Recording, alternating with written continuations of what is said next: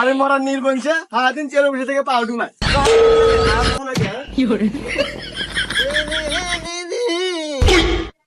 আরে আব্বা, তুমি সিয়ারে বসে থাকা বাদ মারে তুই কে?